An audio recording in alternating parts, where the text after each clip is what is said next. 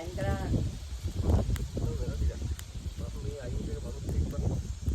වැරදෙන්න විදියක් නෑ. උඹට කියන්න තියෙන ප්ලේස් එක මම නෙමෙයි කරන්නේ. හරි.